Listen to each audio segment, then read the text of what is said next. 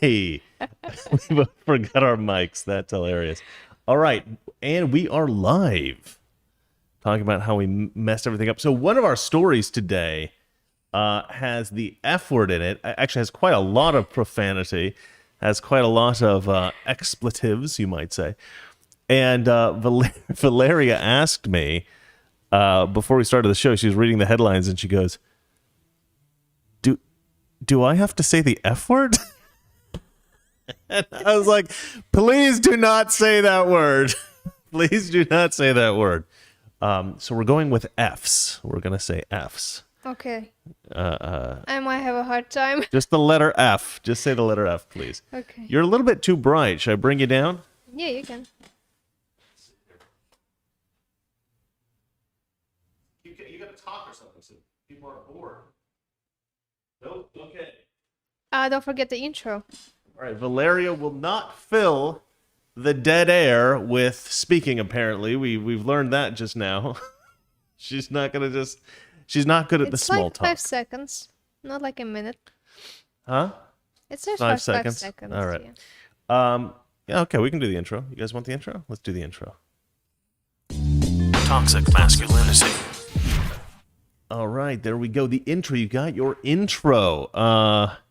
So obviously, I'm using this show for certain segments on my Mr. Reagan show. I'll take segments from this, the most popular segments. I'll put them on Mr. Reagan. And for the most part, a lot of people are very happy or don't even notice that there's a change in format, don't seem to care. Some people write, I like the new change in format. I like, your wife on the show. Some people don't know it's my wife and say dirty things about her, which is a little bit inappropriate, but kind of funny for me. I think it's funny. I'm glad I'm not reading comments. And then what else is happening? Oh, but occasionally people don't like the change, and they're like, "I'm gonna stop watching this." I'm like, "All right, you Well, can you're stop." still watching it. Well, yeah, I guess that's their last show, but it's okay. They don't have to watch. The truth is, I'm trying some of these videos out on Mr. Reagan to see how they go, to see how people like them. It's difficult to get a sense of how people perceive this format because just at the same time I started my Toxic Masculinity channel, or like a little bit after, maybe a couple weeks after or a week after we started this, YouTube started completely limiting my videos on Mr. Reagan. So now I have maybe about a third of the lowest number of views I used to get on my show. I'm getting about a third of that consistently on every video. So I'm getting somewhere between 20 and like 35,000 views every video, which is, I used to get more like 60,000 views minimum on my videos. Occasionally I'd have a really bad one that would get like 40,000 or something, but Well, that's why you need to post more videos so you can take even more video from toxic masculinity, so you will beat the YouTube algorithm. yeah, so now I've started using a lot more videos from Toxic Masculinity to counterbalance the fact that I'm getting so few views. But the really weird thing that I've noticed is that although a lot of my videos for Mr. Reagan, just let it go, sweetie. Just let it go. It's fine. A lot of my videos for Mr. Reagan that I do that are specifically for Mr. Reagan and don't show on Toxic Masculinity, they're researched and they're built from the ground up for that channel, are actually doing worse than some of the Toxic Masculinity clips that we're putting on Mr. Reagan. It's kind of funny. It's actually kind of annoying because I put so much work into my Mr. Reagan videos, and for them to do not as well as some of the videos for Toxic Masculinity is just frustrating. But it is what it is, because I can't get above, I would say, I can't get above like say 45,000. I can't get above 45,000 views. That's like the max views I can get now, because YouTube has like capped me. They won't show my videos to people who are not subscribed.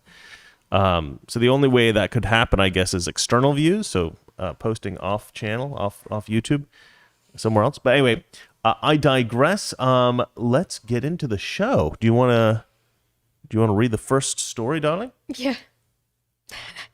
I'll try. Okay. Pilots rant about liberal Fs. in San Francisco, Yeah, caught on liberal hot F. mic. Caught on a hot mic. That's right. Somebody. Ooh, that's not good. Somebody asked where the cat was. He's right here sleeping beautifully. So I just didn't let him sleep for the whole day. did you? So Did you play with him a bit? yeah, he was trying to sleep. I was like, Austin, wake up, too early, Perfect. too early. Perfect. You need to hold it for the show. She's a good wife. Isn't she? All right, let's see here. Pilot alleged rant about Bay Area caught on hot mic. Liberal Fs. So we actually have the audio of this. It's very, very difficult to understand, but I'll go ahead and play it for you guys real quick. Let's see here. Where do I have it? Okay. Oh.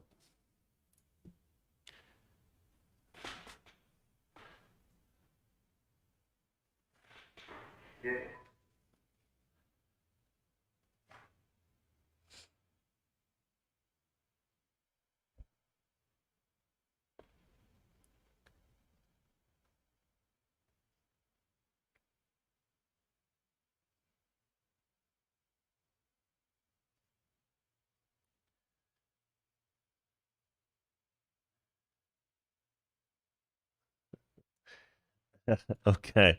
So there you have it. That is the did that play? I didn't hear anything. Well, you didn't hear anything, but I think they heard it. Let us know if you didn't hear that, and you have to monitor the comments. But anyway, if you couldn't hear it, or if it was too difficult to listen to, I'll go ahead and read it for you. So the unidentified pilot was heard on a radio frequency at Minette San Jose Airport as the flight taxied for departure, the outlet said. ABC7 shared part of the pilot's No, alleged there was rant. no sound. There was no sound? No. That was all dead air? All dead air. Dead air, Chris. At least Valeria's back. At least unprofessional. Yeah, least true. professional the show on least YouTube is professional back. show on Okay, well, really, was there no audio? Okay, let me fix this real quick. Default audio. Let's go ahead and I don't understand how that wouldn't have worked. Okay, well, whatever. We'll There's a video. You can play the video and you see what they're saying. now let's see if they can hear this. This is probably gonna be an ad or something like that. A Southwest Airlines pilot was caught. No. I watched this. They don't. Oh, that's a shame. I'll just read it. Okay, so the unidentified pilot was heard on the radio frequency at Minette San Jose Airport. He said, F this place, GD liberal Fs, like 8 guns out here somewhere as it is. I guess he's saying nobody owns guns. He writes, effing weirdos probably driving around in effing Hyundais, which I know Valeria's going to love that because she has a Hyundai. Effing roads and stuff that go slow as F, he reportedly said. Well, why Hyundai is bad? I don't know. I don't know why he associates leftists with Hyundais. I guess because people in the city drive Hyundais. But I think in my experience, at least in Portland, Oregon, where I used to live, lesbians I know tend to drive Subaru. I don't know why. It's a weird thing. I don't know why they all love Subaru. But I don't know. Yeah, I don't know. I don't know if leftists, they tend to drive Priuses. Leftists tend to drive Priuses because they want to save the environment. Why I took Hyundai? Because it's. I had so many recommendations from my friends. Like, you have a first car. It's a good car if it's your first car. I don't know. Valeria, I wouldn't be too offended. I'm offended. I'm offended. Yeah, I wouldn't worry about it too much. This guy just went on this rant, which I think is hilarious, but I think he's going to get in some pretty big trouble for this. A spokesman for the company did not identify the pilot, but he said that they're fully addressing the situation internally. Our corporate culture is built on a tenet of treating others with concern and dignity, and the comments are inconsistent with professional behavior and overall respect that we require from employees, the spokesman said in a statement. This situation is an isolated incident involving a single employee and not representative of the nearly 60,000 hardworking, respectable people of Southwest Airlines. You know what? I think it's fine. You know, people need to blow off steam sometimes. Okay, the guy accidentally got caught ranting over the over the radio. I don't think it's that big of a deal. I wonder why that didn't play. Let's see here. But how can you get caught on a hot mic? Like, why would you say stuff like this? Because you always have a mic. It's not. Well, yes, but it's not always broadcasting to the tower. I think sometimes it's either off or you're talking to the guy next to you, like the co-pilot. I think he was talking to his co-pilot, I think is what was happening. And for some reason it was broadcasted outside of there. Oh, well. Yeah, exactly. Yeah, I don't know why this desktop audio isn't playing. That's very weird. It should be. Is your friend a leftist, Valeria? Mark, I'm not. I don't have a liberal friends. That is true. Yeah, even her don't. gay friend out here is not actually. My gay friend, he was before the election, he was against both of those. Trump or Biden. He was. There we go. Okay, finally. Goddamn liberal. Bro, 8 guns out here somewhere. As it is. There we go. Probably drive around that all day and go slow. And last calling on tower, that's 12410 on Mike. If you don't have balls in this, you're rolling cold. God damn it. Nice shot, bro. Everyone's ready to go. I just think it's hilarious how this guy's like effing liberal, F's, effing this and effing that, and then in betweens this guy's going like, all right, you're cleared for blah, blah, blah, you know, like he's doing all this professional crap, you know, and the other guy's just like effing this and effing that. It's pretty funny. The switching back and forth I think is funny. Anyway, that was just kind of a silly story. Actually, So they fired him.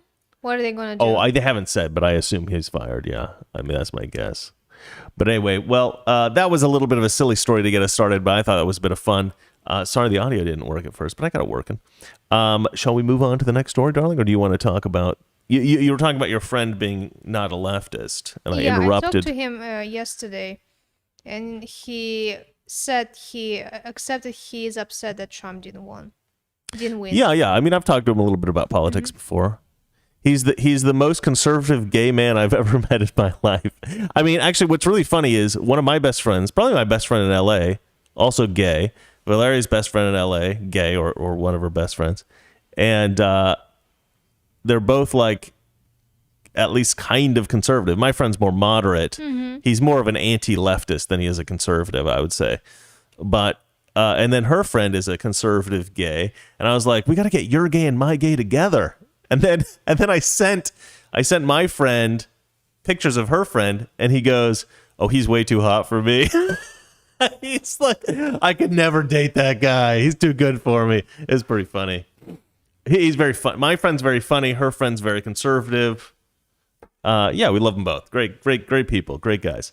All right. So, shall we move on to the next story? Yeah. Thank you, Don. Biden to sign gun control executive orders, White House confirms. Yeah, so I think we should just listen to what Jen Psaki has to say about this. I mean, it's been hinted that there's going to be some kind of executive orders, but nobody's ever said anything because it would almost certainly be unconstitutional. I mean, to me, there's no question. It would be unconstitutional. Well, Biden said before the election, if you're running country by executive orders, you are a dictator.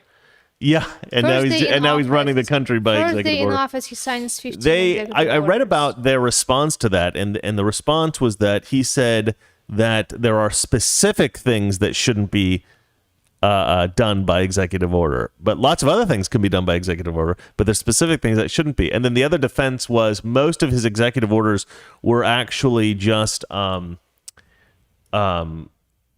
nullifying Trump's executive orders. So it wasn't actually legislating by executive order, rather it was just removing Trump's executive orders. But we've gone way past that. I mean, that's a terrible justification, because he's not doing that. He is actually legislating by executive order 100%. Well, let's just listen to what she has to say real quick here. And just to get some clarity on yesterday, should we still be expecting executive orders from the president on gun measures? Yes.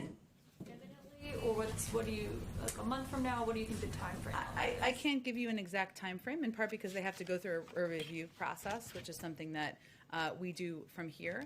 I will note that when the president was the vice president in the Obama-Biden administration, he helped put in place 23 executive actions to combat gun violence. It's one of the levers that we can use, that any federal government, any president can use to help address the prevalence of gun violence and address community safety around the country. At the same time, he continues to believe that there is an opportunity to engage with Congress. There are two background check bills that have been proposed, have been introduced, have been working their way through. There have also been legislation introduced to ban assault weapons. But he also believes that there is an opportunity, and sometimes that the best path forward is working through states. And there has been progress made. We've seen over the last several years, 20 states now have extended background checks. 19 states have red. 7 states now have assault weapons bans. All right, so she is saying that there's a variety of different things that they're going to probably be doing here with regard to gun control, but her initial response is very telling. Her initial response was yes. Yes. I believe in her head it was pronounced "Yas Queen." You're gonna say that. Well, that's what leftists say. But yeah, so I mean, they didn't. This story doesn't have much to it. This is in the Daily Caller. They just wrote, White House Press Secretary Jen Psaki confirmed Friday that President Joe Biden intends to sign executive orders instituting increased gun control. And then at the end of it, it says Biden hinted at this previously. Let's see. The New York Times reported that gun control advocates felt betrayed by Biden's comments because he didn't say we're definitely going to do this. And so now we're getting this from it. I don't mind background checks. I think it's a good thing. Well, background check's fine, but there are a lot of other things that they're trying to do. I mean, honestly, sky's the limit when it comes to Democrats. They could start banning all kinds of crazy stuff. So we're just going to have to see what the executive orders that he signs are. But my guess is that a lot of the executive orders he's going to be signing moving forward, and even some of the legislation that is going to be voted on by the House and the Senate going forward in the next 4 years, I think a lot of it's going to be unconstitutional. And this is why I'm a little bit concerned that they're going to probably pack the court. Because, so here's how justices and judges work as far as I've been able to tell over the years. Conservatives will tend to adjudicate based on the law and based on the Constitution. Leftists tend to adjudicate on what they want, right? So this is why we call them activist judges, right? Activists who go around burning down buildings and looting stores and crap. You mean peaceful protesters? Yeah, the peaceful protesters, right. We now have the same kind of situation. Well, not now. We've had for many, many years. You also have the same kind of situation, but in the judicial system. So you will get nominees by, say, you will have judges put in place by leftist politicians who are not there to assess the law accurately, but rather to adjudicate based on leftist ideas of what they think they want the world to look like. So instead of saying this is what the Constitution says, they say basically this is what we should be doing, and therefore this is how I'm going to adjudicate. So leftist judges tend to be activist judges, and conservative judges tend to try to be fair and just, right? They say justice is blind, like the statue of the personification of justice. She's got a blindfold. That's basically to say that Lady Justice, or the concept of fair justice, is not being. Are you reading comments that you find amusing? Super chat. All right, Give me a second. So the concept of justice is that justice doesn't side with one person because they're rich, or because they're white, or because they're black, or because they're a leftist, or because they're a conservative, but they just adjudicate fairly. Justice should be, distributed fairly in our country. But justice is no longer blind in this country. Justice has a leftist bent. If you're a leftist, you get off scot-free. You don't have to worry about any kind of consequences to your actions. But if you're a conservative, you will not only just be prosecuted for any kind of crimes you commit, you will be persecuted even if you don't commit crimes, if you just do something they don't like. That's what we're seeing happen in this country. I find it incredibly disturbing. And now we're going to start legislating through executive action. It looks like hardcore. All right, I know you want to get to the super chat. Apparently it's hilarious. All right, let's do it. Go ahead. Read the super chat, darling. Okay. Jonathan Gloudman. Gloudman, looks like. I think. Chris and Valeria, a stunning blonde Russian and smooth-talking, insightful, smart, and hardworking man. You're going to grow and do even more great things. Just wanted to say thank you for both your hard work. Well, thank you, Jonathan Gloudman. That took a long time for me to read. Yeah, no, you did a great job.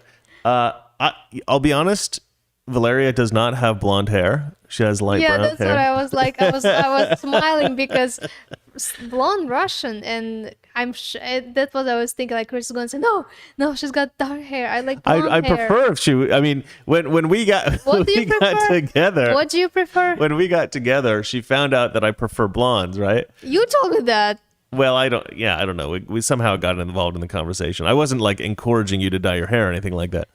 But immediately she goes, I will never dye my hair blonde.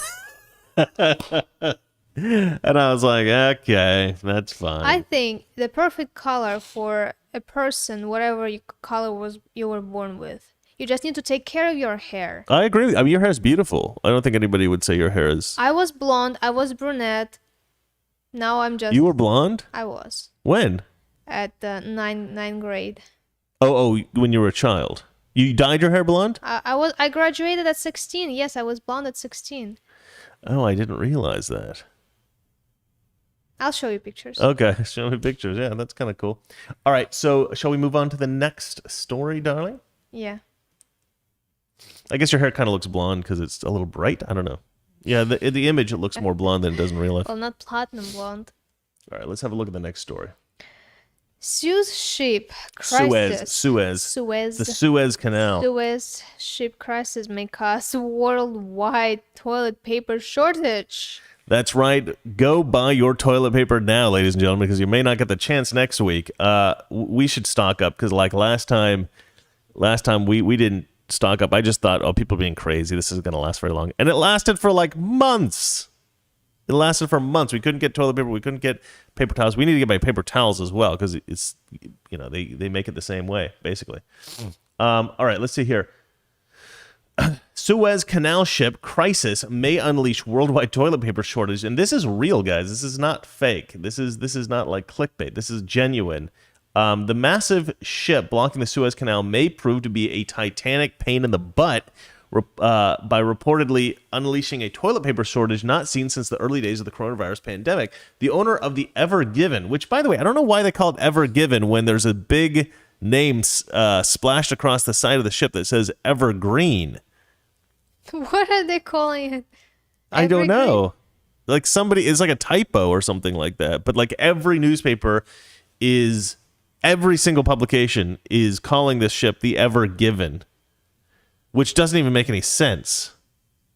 Unless the full name of the ship is No F's Ever Given.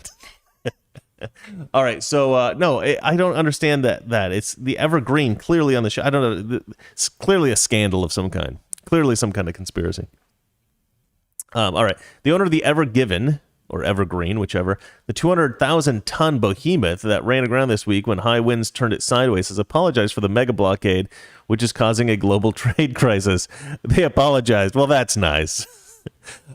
We are so sorry. This never happens, I promise. All right. But the proverbial SHIT could really hit the fan if it triggers another TP credit. They love their puns about poo and bums and things like that. Anyway, as a flotilla of cargo ships remain stuck behind the huge vessels. So here's the real problem. We're getting to the real problem here. Walter Schulka, CEO of the Brazilian wood pulp company Suzano SA, I don't know what SA stands for, told Bloomberg News that the firm was struggling to transport the raw material for toilet paper amid the delays. The Suez bottleneck comes amid existing shipping container shortages sparked by increased demand in China and a reduction in supplies, the Express reported. So there's a compounding of problems. Let's see. Schalke was worried that the shipping woes are going to worsen, causing major disruptions to the pulp trade that could impact supplies of toilet paper. Producers don't have sufficient inventories, according to Bloomberg. The Sao Paulo-based Suzano accounts for a third of global supplies of hardwood pulp, which is, I guess, how they make toilet paper. 1/3 of the entire supplies comes from this one company, Suzano. Isn't that crazy? So we're not getting toilet paper. It sounds like it's going to be tough to get toilet paper. So the toilet paper comes from overseas. Why can you not make it here? I mean, I suppose they could, but they just don't. I guess mostly they make. I mean, I don't know if American toilet paper is going to be impacted as much as other places, but we'll see, I guess. About 50 ships usually pass through the Suez Canal every day, but they have been blocked since the Taiwanese registered Ever Given or Evergreen, whichever, ran aground. Lars Jensen, a container ship expert in Denmark, told the UK's Mirror the shipment of everyday household items will be affected, including toilet rolls. Basically anything you see in stores, he said. Jansen said the block shipped is another blow to the global shipping system already broken by the pandemic disruption. This takes capacity out of the system that's already starving for capacity, which means prices of things are good. Look how big that ship is. Look at this. This is like some kind of digger, and then that's the ship. That is unbelievably big. Let me tell you guys something, though, that you may not know about the Ever Given / Evergreen, whatever. I just want to make clear, the captain of this ship was, in fact, a woman. Oh, no. They say women drivers are just as good as male drivers. Clearly, that's not true. Well, and I think this may have been I'm a woman. I'm a terrible driver. Well, she's not actually a terrible driver. She just didn't learn to drive until like last year. So, but she's not. You're a very good driver. License for 4 years. You never learned to drive though. But I had a driver license. I taught her how to drive on the mean streets of Oregon. Well, the countryside. But I'll tell you what. I think she might be one of like the only some very few ship captains of cargo ships. Maybe the only one. I don't know. She was supposed to be like some kind of like, whenever there's a first woman to do something, they become like a big deal. So I think she was kind of famous, actually. Russian expression is a woman on a boat. Yeah. Like big mistake. Like something bad gonna happen. Really? I just realized that. Yeah. On a boat, not even piloting it, but just on a boat. Just being there. Right. Yeah. Women, don't go on boats. You're a disaster. You're just bad luck, according to the Russians, not according to me. I like women on boats. Preferably, multi-million-dollar yachts. Okay, so let us. That's pretty funny. Stock up on toilet paper. Stock up on paper towels. I'm certainly going to, because I don't want to be stuck in the same position we were last time. We have very specific taste in paper towels, and I have very specific taste in paper towels and in toilet paper. I only what is the toilet paper that we buy? Cottonelle. Cottonelle. I only get Cottonelle toilet paper. And I do. You do what? Oh, you I only usually buy everything. Yeah, well, whatever. But the other what's the paper towels that we use? Viva. We use the Viva signature cloth paper towels. They kind of stick. I absolutely love them. They're like they're like a higher quality. When I was a kid, my mother always bought us the cheapest toilet paper and the cheapest paper towels, and I always hated it because if I'd ever visit a friend's house or even like a relative, it was like, oh, this is so luxurious. They'd always have higher quality everything. And so as an adult, even though it's like a very stupid thing, just like higher quality paper towels, higher quality toilet paper, I always want the absolute creme de la creme. That's probably not the best wording for that. But anyway, the best of the best toilet paper and paper towels. You guys can write in the comments what you like. You may think I'm totally wrong in my choices, but I like those brands. Okay. Shall we move on to the next story? our friend Oh, we've got a super chat. sent us a super chat. Is it Daniel? It's Mr. Leather. Oh, oh yes. Well, yeah. Go on. What's he have to say? We have the same in Germany and UK. Women on boats are bad luck. Oh, is that true? In the UK? Told you. Okay. Well, I'll just say his first name so nobody knows. Philip, my good friend Philip, gentleman. Philip's actually funny. I met him at a men's rights conference, and I was we were both staying at this hotel, and I went on the treadmill. I was trying to stay fit, and I thought he worked there because he went up to me, like, excuse me, and I thought he was like working at the thing, and he wanted to like see my ID because I was staying at the hotel or something. I wasn't really sure why he was addressing me. And then he was like, "I'm a big fan of your show." I'm like, "Oh, hey!" and we've been great friends ever since. And I plan to visit him probably at some point this year. We're gonna have to talk about that, man. All right. So shall we move on to the next story? Yeah. Okay. Transgender YouTuber says TCA is transphobic. Yeah. This is I actually. do have a question. Uh-huh. If you pass TCA and Yeah. you are transgender, Uh-huh. who is supposed to I know, right? Yeah. touch Well, you? I think the women get women and men get men. It's ma'am. Yeah. Okay, so this is a pretty good transgender. He looks like a girl. He actually, his voice is like a girl. I imagine he probably pumps himself full of drugs that make him more feminine. But yeah, trans woman accuses TSA of being transphobic going through the scanner. I've always had an anomaly between my legs that sets off the alarm. You think? That's not being transphobic. That's just having to deal with an anomalous situation. I mean, if you So say you're a that thing woman, is still there, yeah, but she looks Yeah. perfect. I mean, awesome. yeah. He did a good job. He's good with makeup. And hair is awesome. Yeah, good job with the hair as well. Well, let's go ahead and watch this, and you guys can see what you think about what he has to say, and see if what he's saying makes sense or is completely crazy. I talk about how this travel will be transgender sometimes. I just have immense anxiety leading up to going through security. Let me actually go to YouTube. Security. And this means that I totally recognize the privilege of having all of my documents correct. So the gender mark on my license, for example, says female. But going through the scanner, there's a male scanner and a female scanner in the TSA checkpoint. And looking at me, I look like a woman. There's no audio coming through. That's strange. So people can hear it? I don't think they can. Oh, I turned the audio off. That's why. All right. Sorry about that. And I am a woman, so that's great. Can we talk about how horrible it is to travel while being transgender sometimes? I always have immense anxiety leading up to going through security.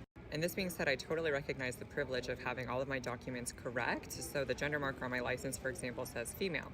But going through the scanner, there's a male scanner and a female scanner in the TSA checkpoint. And looking at me, I look like a woman, and I am a woman, so that's great. I love having cis-assuming privilege when I feel unsafe, such as in an airport. But going through the scanner, I always have an anomaly between my legs that sets off the alarm. And so she asked me if I had anything in my pants, and I told her no. And she's like, well, maybe it's just like the metal on your shorts, so let's scan you again. So I did, and then it set it off again. And I was like, look, I'm trans, just pat me down. And her solution was, do you want to be scanned as a man instead? I didn't, but I ended up doing it, and then my boobs set off the scanner because of course. So I tried to make a joke of it. I was like, oh yeah, there's a lot of plastic in there, it's fine. So then she was like, okay, well, we have to pat you down. And she was like, do you want a man to do it? I said, no, absolutely not. Side note, to cheer me up, I tried the oat milk chai, which has always been my favorite drink, but I added brown sugar syrup to it. It's heaven, and I'm feeling better already.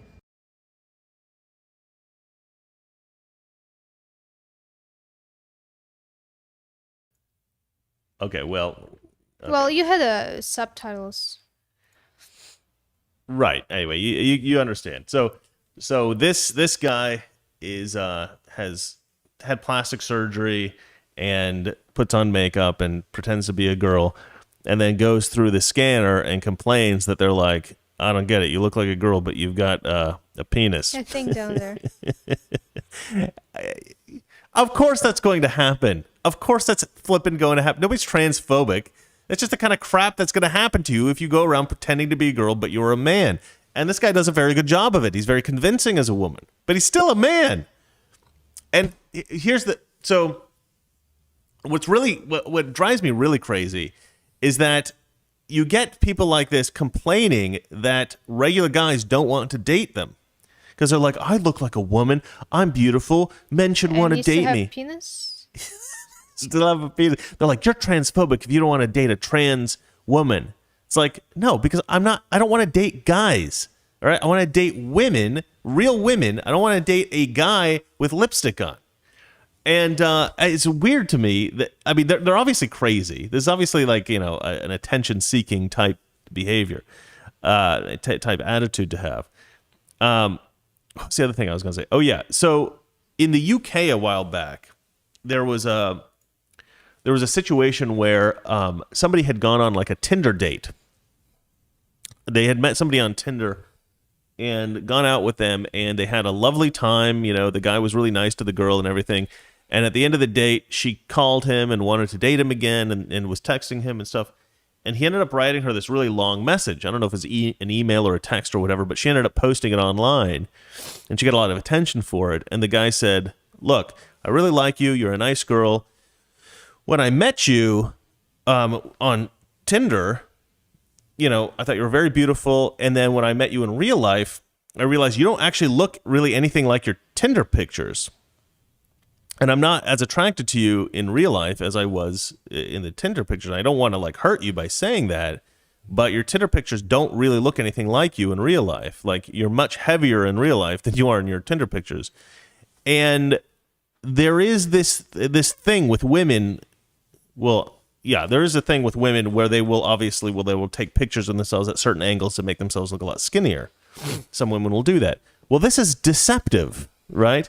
If they're trying to get a date, of course the guy's going to be disappointed if she looks way different than she looks in her. You got to advertise yourself accurately. What Otherwise, if you are kind of okay on the pictures and but very beautiful in real life?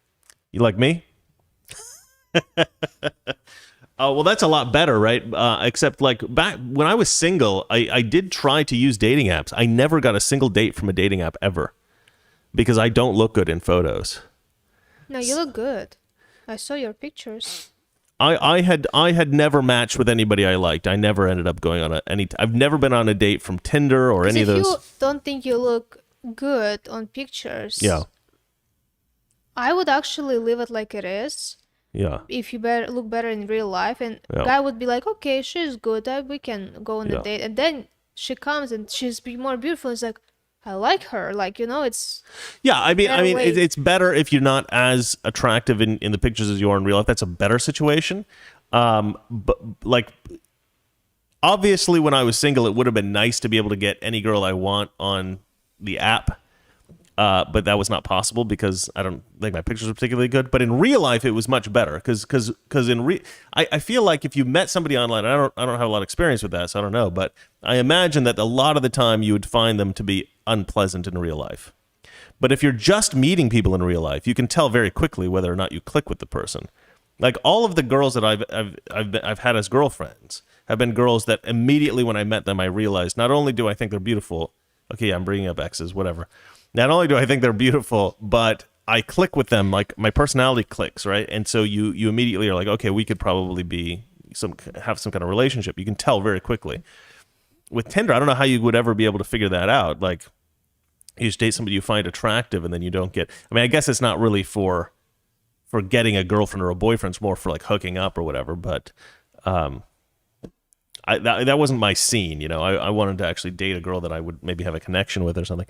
Back in the old days.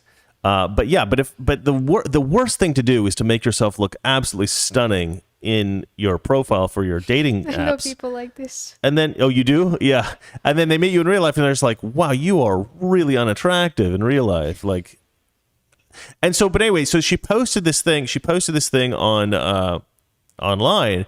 And she got all of this support, like, oh, that guy's so terrible. He's just been conditioned by society not to like fat people and blah, blah, blah, blah, blah. It's like, well, no. There are guys who like fat girls. There are guys who like skinny girls. This is one of the guys that like skinny girls. Yes, in society, certainly there are more guys that like skinny girls than like fat girls. Obviously, there are, there's a whole industry around like modeling clothes and stuff like that, where, our society certainly romanticizes the skinnier, more athletic girls, for sure. Certainly girls that are overweight feel bad about that. I understand that whole situation, but that's not so much a conditioning of society as a reflection of society, because you have more men who like that particular type. So the guy says, you're too fat, you're not my type. He's really super nice about it. This girl posts his letter online and starts to shame him, with all these other women coming on going, oh yeah, he's awful, he's horrible, he's the worst, he's so stupid. And I'm reading this, and I went in there. This was when Facebook was still popular. I went in, and I started commenting on it. I got in a big fight with all these ladies. Like, that guy has a total right to have certain tastes, and you women have no right to act as if he's a horrible person for writing this letter, because he's actually a really awesome guy. I would have just ghosted her. But this guy tried to have a nice date, and in fact, in the letter, he said, I tried to get past my, superficial appreciation of you, but I couldn't. I'm just not attracted to you. Totally honest. The guy's trying to do the right thing. And then this girl goes and shames him online. I mean, this is just like this trans person, right? Like, a lot of these trans people are like, people should just accept me for who I am. But you're pretending to be somebody that you're not. You're pretending to be a woman, and you're a man. You're not going around with a sign that says, I'm actually a man pretending to be a girl. You're going around and saying, I'm actually a woman. You're not actually a woman. You're not actually a woman. You're just trying to trick people into thinking you're a woman. And granted, that dude's doing a pretty good job of it, but still, it's a lie. It's a deception. I actually think that it's good that most men can't get away with it quite that well, right? It's good that most, like, I think that if you would meet that guy in real life, you'd be like, there's something a little weird about this woman. Like, how I was saying, like, when you meet people in real life, you can click or not click. I don't think that I would click. I think I'd feel like, what's up with this chick? Like, she's weird. She's kind of like a dude, maybe. I suspect you would know. But it's harder to tell on video. I don't know. I and film. never dated, and I never used dating apps. I don't know how that works. Just the point I'm trying to make is that I don't like people who deceive other people into thinking there's something they're not in any instance. Right, I think in every instance that's bad, but especially dating, right? Don't they have a whole show about this called Catfish on? I think that's a little worse because you're not even using your own pictures. I think. All right. Anyway, you have anything to say about it? It's just so weird, like ex-girlfriends, dating apps, and I was like, if I meet a guy I did for like 4 years. Like, no dates, no dating apps. Uh-huh. It's like kind of, I think it's good. That you never used a dating app? Yeah. Yeah, I mean, yeah, I Like never really. you have this real, you meeting in real life. Yeah. Having the real life connection is better. Yeah. But I don't think meeting on dating apps is bad necessarily. No, but I don't think it's. Elijah people... and Kez met on because she was like a fan of his show. A buddy of mine named Elijah, he's on the show Slightly Offensive. His wife was a fan of his show. And she reached out to him and they started chatting and then he married her. That's crazy. Yeah, it is. Yeah. Unfortunately, I did not get the chance to leverage my power as a YouTuber because I met her before I started my show. So I was never able to indulge in that whatever that you would that experience, I guess. Now she's mentioning exes. Yeah, exactly. Just one. Don't be crazy. All right, shall we move on to the next story, darling? Yeah. Education Secretary. It's Yeah. too soon to say if schools can reopen by fall. Yeah, this is a little bit disappointing actually. So that's a little funny. I'm kind of blocking this. Let me adjust. I gotta slide over here a little bit. There we go. All right. Education Secretary says it's too soon to say if schools can open by fall. I mean, okay, just before I read this, I just want to say this is because of the teachers' unions. This has nothing to do with safety. This has nothing to do with doing the right thing. This has nothing to do with anything about science or sensibility. This has everything to do with the teachers' unions demanding that the schools stay closed, and they continue to do this Zoom classes nonsense. So the education secretary is waffling about whether or not schools will open because he doesn't want to get on Doesn't the wanna bad work? side. Huh? Doesn't want to work. Well, he has to work no matter what, but he doesn't want to get on the bad side of teachers' unions who don't want to work. Let's see here. Secretary of Education Miguel Cardona said it's premature to determine if schools can resume in-person instruction this fall, despite a growing body of evidence that shows that students can safely return to the classroom. In a Wednesday interview with MSNBC's Chris Hayes, Cardona said the rate of COVID-19 transmission in the community would play a role in determining whether K-12 students would receive face-to-face instruction. Hayes pressed Cardona for the Education Department's stance on whether remote learning should continue at the start of 2021-2022 school year. It's premature to tell, Cardona said. One thing I know, as a former commissioner of education, COVID-19 numbers will dictate how we move to reopen schools. I mean, what he's saying sounds reasonable, but isn't reasonable because kids don't really transmit COVID-19 very well. And all over the world, they reopened schools and it's been fine. It's just, he's just pandering to the teachers' unions, and he's basically lying about why he's doing what he's doing. So it's not just about what's happening in the schools; it's about what's happening in the community. Cardona's, well, of course, it's not about what's happening in the schools because the schools are closed. Like, it couldn't be about what's happening in the schools. Cardona's comments came just hours. I guess maybe he's saying it's not just about keeping the schools safe with certain measures or something. I don't know, whatever. Cardona's comments came just hours after the Education Department's National Safe School Reopening Summit, during which educators from across the United States discussed safe reopening strategies. New Jersey Governor Phil Murray announced the same day that families would not have an option to continue remote learning next fall unless the world goes sideways. CDC Director Rochelle Walensky in February said the schools can safely reopen before teachers have access to the coronavirus vaccine. A January study from the nation's top infectious disease experts found that coronavirus outbreaks in classrooms have been rarely reported, and the American Academy of Pediatrics study found that coronavirus transmission is extremely rare in the classroom setting. Biden administration originally pledged to reopen schools by the end of April. White House Press Secretary Jen Psaki has since walked back that claim and now says the administration wants some students learning in person at least one day a week. Yeah, he's like, we're going to get half the schools open. And then Psaki's like, what we mean by open is we mean open by one day a week. That's what we mean by open. Oh, that was just such BS. While students have returned to the classroom faster than white students have returned to the classroom faster than minority students, despite evidence that remote learning has widened racial disparities in education and disproportionately harmed Black and Hispanic students. This is why we need school vouchers and privatization. Because in such cases, I'm not sure that they could mandate that schools stay closed, because private schools could have could decide for themselves to reopen.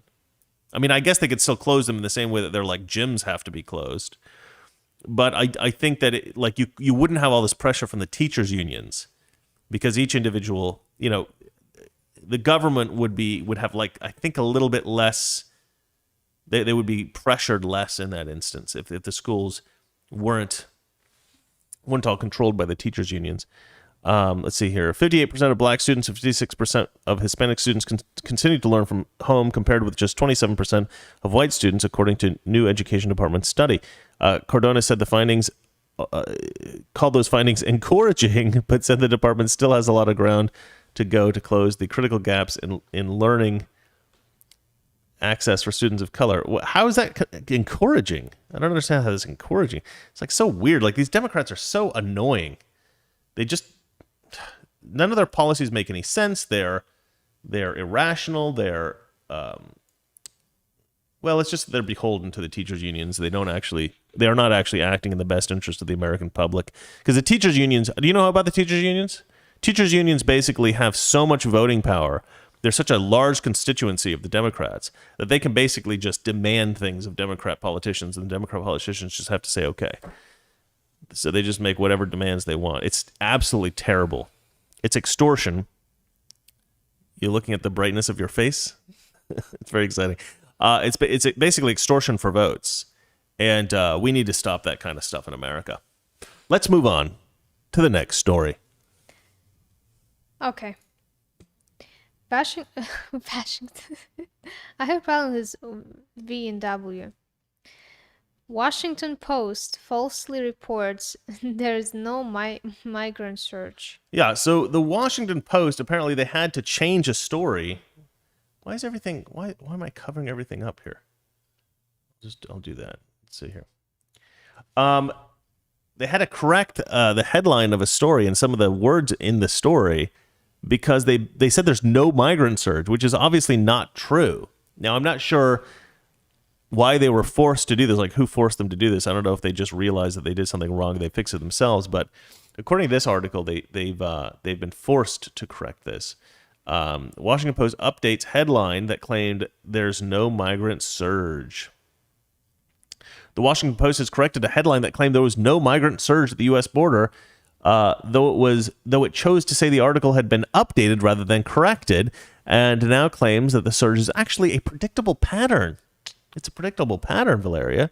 The update follows a correction that the publication was forced to issue earlier this month in an article that attributed fictional quotes to President Donald Trump, right? Because they said that Donald Trump had pressured this politician in Georgia to find fake ballots or something like that, to find corruption, like invent corruption. The Washington Post had lied about that, and now they're lying about this. Okay. The Washington Post's original headline on Wednesday read, "There's no migrant surge at the U.S. southern border. Here's the data." The headline has since been amended to, "The migrant surge at the U.S. border is actually a predictable pattern." Let's have a look at this, actually. So, you can't actually read that, I don't think, because my head's in the way. But it says, "There's no migrant surge at the southern border. Here's the data." And then the subtitle is, "Evidence reveals the usual seasonal bump plus some of the people who waited during the pandemic." Usual seasonal bump. Yeah, this is obviously a very very obvious lie. Once in 4 years when there is a Democratic president. Yeah, this is a very obvious lie. The migrant surge at the U.S. southern border is actually a predictable pattern, they say. This is the new headline. Evidence reveals the usual seasonal bump plus some people waited the pandemic. So their subtitle is the same. They also had to change. It says this post has been updated. No, it hasn't. It was corrected, is what happened. They also had to change this here. It said, what we're seeing, in other words, isn't a surge or crisis, but a predictable seasonal shift. When the numbers drop again in June and July, the policymakers may be tempted to claim that their deterrence policy succeeded, but that'll just be the usual seasonal drop. Not true. This is completely false. So they've changed it to, what we're seeing right now is a predictable seasonal shift. When the numbers drop again in June and July, policymakers may be tempted to claim that their deterrent policy succeeded, but it'll just be the usual seasonal drop. I mean, they're still claiming the same things. They're just using different words, so it doesn't sound quite as bad as their original article. But, they're still lying. But the original article is pretty brazen about the lie. Earlier this month, so then it talks about the Trump thing. Earlier this month, the Washington Post issued an apology for fictional quotes that were misattributed to President Trump during the phone call with a Georgia election official. And I'm not going to get into that because we've all read about that already. But what I will say is that it seems like the Washington Post is very quickly losing all credibility. I mean, I don't really understand why anyone reads the Washington Post or watches MSNBC or watches CNN. Are you trying to get a little bit of sun on your face, or you just goofing around? Or anyway, the point is that these leftist newspapers and media outlets, they prey on the gullible, right? So you've got all these gullible people out there, and they're willing to believe just about anything left-wing media tells them, and so left-wing media is actually sort of pushing the envelope of what they can get away with. They will basically just say anything they want, whether it's true or not. And here's the problem. My channel, Mr. Reagan, has been stifled by YouTube. And the reason why they say they censor conservatives, by the way, the reason they claim this, all the different social media sites, is because they are pretending that what we're doing as conservatives is spreading misinformation. Now, I never spread misinformation. I may say something that's wrong occasionally, but I'm never intentionally spreading misinformation. The Washington Post clearly does intentionally spread misinformation. We get things like when Twitter censored the New York Post story about Hunter Biden's laptop. That was not misinformation. That was the truth, but they pretended it was disinformation so they could block it from their site. The same thing's going on with YouTube now. I'm being censored because YouTube is pretending that I'm dangerous or I'm spreading misinformation or something like that. I do not. I spread the truth. If I ever say something that's wrong, I'll say that it's wrong. If I ever say something that's my opinion or speculation, I will say, this is my opinion. This is speculation. I don't present speculation as news. I don't present my opinion as news. But when I do express something that is news, it is true. I had one story eliminated from YouTube. They actually took it off of YouTube. This was a long time ago when I said that the fires over the summer were... that there were police officers in Oregon who believed that those fires were started by Antifa. That was the report that I gave. And I'll tell you why that's true. Because I know that there are police officers that I have heard from myself who have said this. Now, I don't know if YouTube thinks that didn't happen, that I didn't hear from these police officers, or if they think that because they don't think it's true, it doesn't matter what these police officers say. But all of that is really, I mean, I'm reporting the truth. Okay, whether YouTube wants to believe it or not, I'm reporting the truth. Okay, whether YouTube agrees with it or not, that's the whole way that we can have a reasonable and fair and just society, is if leftists get a chance to express the ideas that they believe are true, and if conservatives get to express the ideas that they believe are true, and we get to report the news accurately, right? I pride myself on being as accurate as humanly possible, right? I check and I double check my sources, and I present things that I know are true. And if I do say something that's a mistake, I'll say, I apologize. I realize that was not actually true.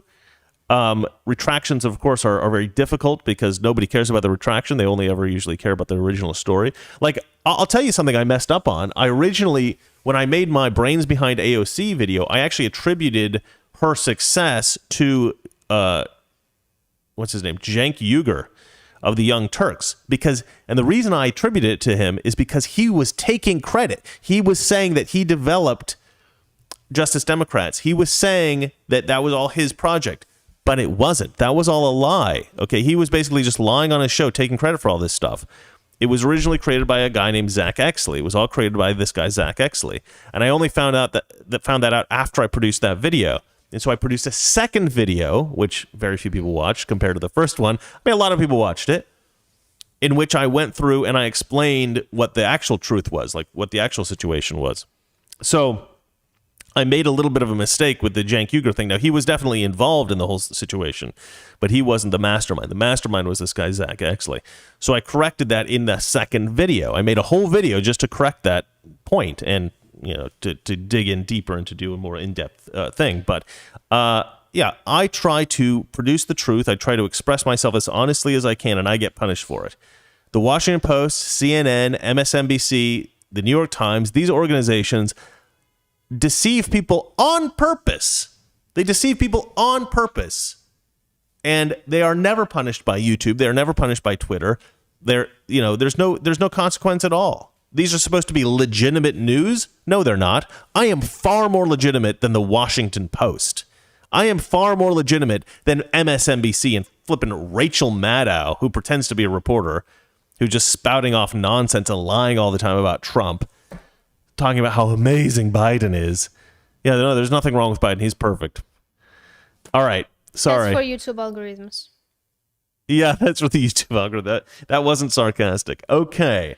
Sorry for the rant. Shall we move on to the next story? Yeah. All right, go for it. Oh, we have a super chat from Scott Townsend. LOL, why are you telling Elijah's life? I didn't even know that she was his fan before they got hitched. I don't know. Is that bad? Should I not have said that?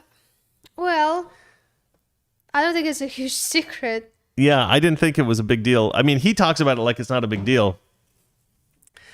But you're right. Maybe I shouldn't have said that. But so nobody tell anybody. It's just between us, guys. Yeah, no, I don't think he cares. I think he's cool. I didn't. I had no intention of like revealing a secret of his. It's just a funny thing. I don't know. It just came to my mind. Yeah, I probably shouldn't be talking about that though. I don't always think before I speak. Probably not a good thing. Anything else?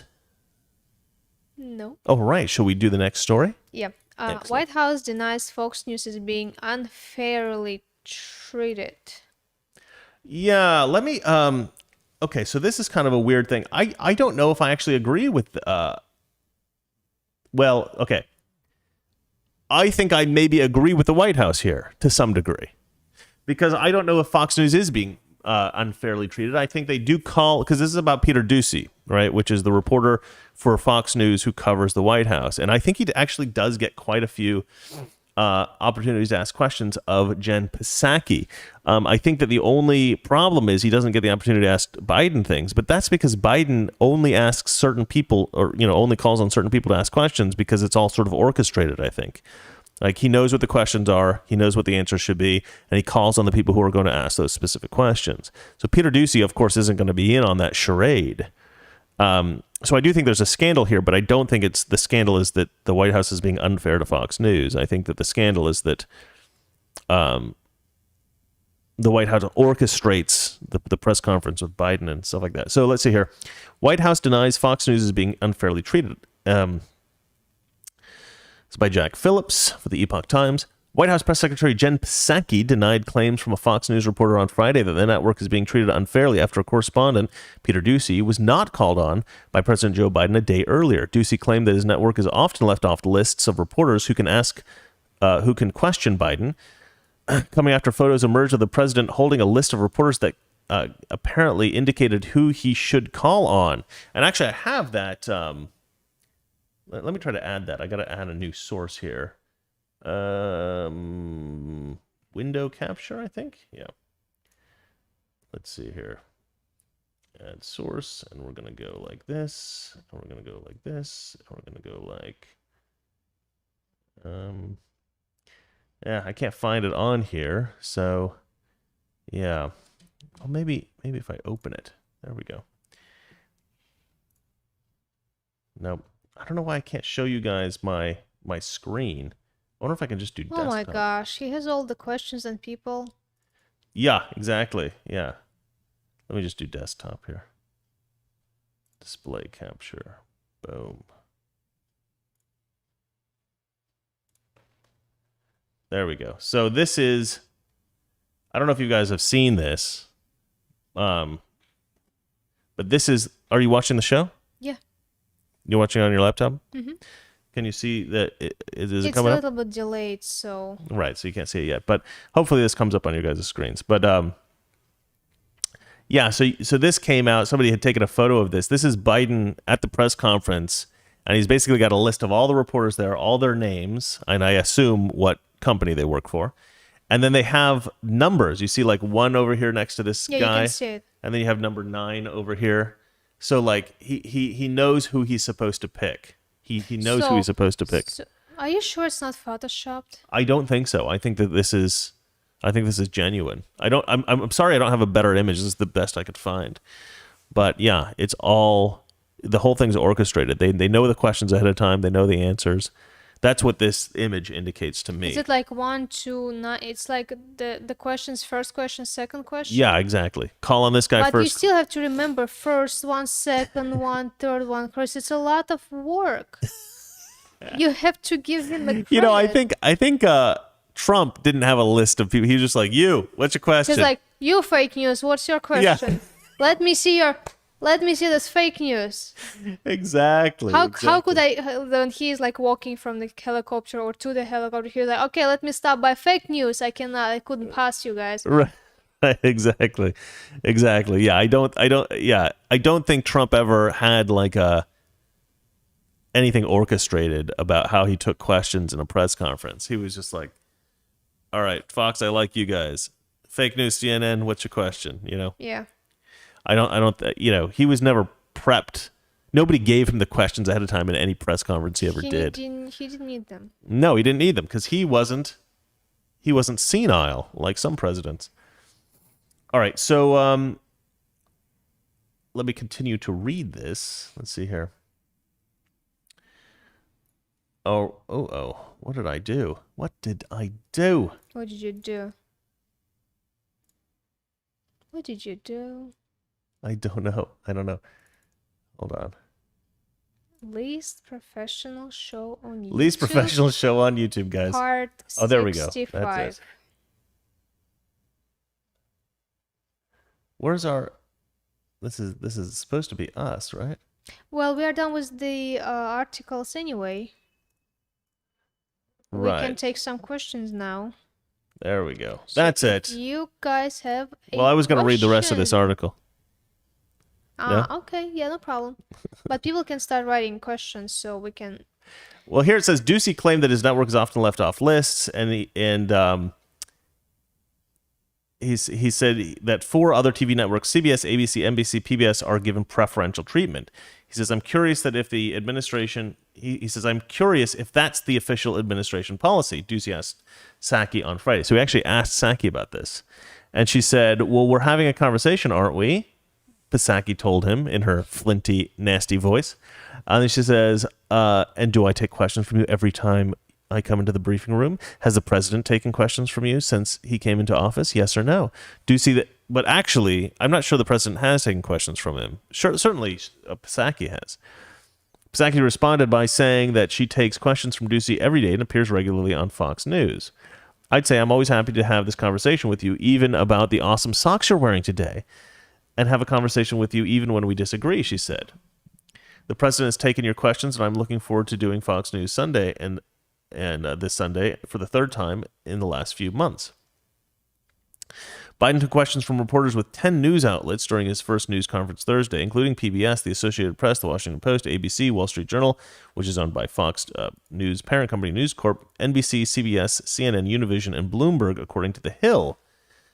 These are all left-wing news organizations, except the Wall Street Journal opinion section is conservative, but the Wall Street Journal news section is, in fact, very left-wing. Ducey later said that the Fox News broadcast after the Thursday news conference that he had a binder full of questions to ask Biden. He added, nobody ever asked Biden about his big plan that he's got, this big idea to completely transform the economy and make it all green. That's something we're hoping to get on board with. And there was really not a lot of questions about COVID, particularly the investigation into the origins of it. Fox News anchor John Roberts suggested that on air that Psaki's statement about Biden taking Ducey's questions is false. Ducey has never been on the list. He's only gotten questions when he has shouted them at the president, Roberts said. I think John Roberts probably should have been a little clearer about Jen Psaki does take Ducey's questions. It's just Biden that doesn't. Biden doesn't tend to take his questions. But again, I think it's because Biden's questions are all orchestrated. His press conference is orchestrated. Everything he does is orchestrated, and he just won't take because he can't deal with that. If conservatives were asking him questions, it would be too difficult for him. He wouldn't be able to. He'd look like a fool. So they can't afford to let him take questions from conservatives. Anyway, do you have anything to say about this? No. I already said everything I wanted. All right, well, why don't we close out the news segment? That's it for the news for today, ladies and gentlemen. Let's move on to the Q&A. If you have questions Daniel, or you Patriot have Daniel comments, says, you missed my super chat. Sorry, maybe I did. I think I did. Because All right. somebody's talking so much. hey, I hate to tell you this, babe. That's my job. I know. Okay, Daniel, can you write your question again? We will see it. Oh, Frank James has a question. Yeah, Oh, you got that one? I Okay, go ahead. remember. Okay, Frank James. You need to feature Valeria in Mr. Reagan videos. You did. Well, okay, so my Mr. Reagan videos, I don't feature Valeria. But Daniel Corsico wrote, you missed my super chat. Yeah. He might be joking. I don't know. No, I think he wrote something about New York. And I read this and I was like, okay, we have a super chat. Okay, Chris, keep talking. I'm listening to you. And I forgot about this. Frank James writes, how do you put your browser on our screens and your own video, the box with you and Valeria? I use a program called OBS. I actually use Streamlabs OBS, but yeah, it's a fancy program that lets you do that stuff. Otaku Magnet writes, you should use a third-party super chat so YouTube doesn't take 30% while shadow banning you. Yeah, that's a good point, actually. Parties take less, too. Do they take 30%? Does YouTube take 30% of my I hope super not. chats? Is that true? I hope not. Don't tell me that. I don't. I'll look that up. I'll look that up and see if that's true. Jeff Ball says, "How come you keep saying you're fat, but you're wearing a hoodie like someone with no meat on their bones? It's hot out. Come on, man. It's not that hot out, actually. It's actually kind of chilly here in California. It's right now. cold, yeah. For me, it's cold. Sorry. Well, I started to wear this because I was, I'm trying to work out. So I was like, well, I'll wear my workout clothes because it's more of an informal thing, this show, than my other show. And I'm trying to use the Peloton. Mm-hmm. So I wore this, and this kind of became something like of a uniform. This, or I have another like coal undershirt, so like a sweatshirt. And then the jacket have become, because the sweatshirt alone doesn't look that great, but with the jacket it looks pretty good. So I threw We the can start a jacket new thing. If you want to ask a question, send money to PayPal. well, let's look that up. I'm not sure they're right. I mean, they may be right. It's true. Everybody's saying like yes. Mark in Alberta 100%. says yes. Valeria sent 100 the other night, lost $25. Oh, I hope that's not true. That's terrible. It's true. My God. Yes, they take 30% of super chats. Under 100, anything over 100, they take 50%. But they don't have. But they don't have super chat over 100. You need to set up Streamlabs. They take like 1%.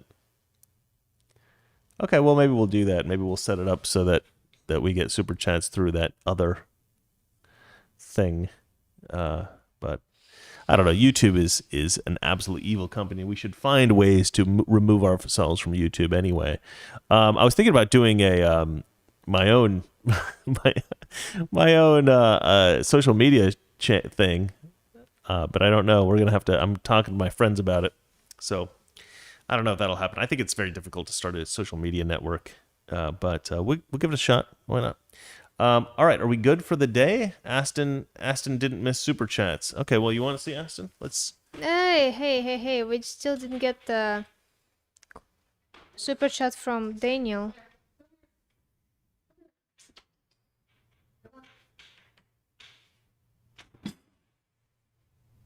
Grace, what are you doing? He's not happy. He's not happy that you. He jumped up with this and laid down. There you go. Want to say hi to the people? Nope. Okay, he wants to run away. Okay, that's fine. Yeah, he's acting a little weird. Why is he in a bad mood? He wasn't like. Yeah, are you trans, Aston? I mean, he's fine now. He just doesn't want to be on camera, I guess. At least he's not like screaming and crying.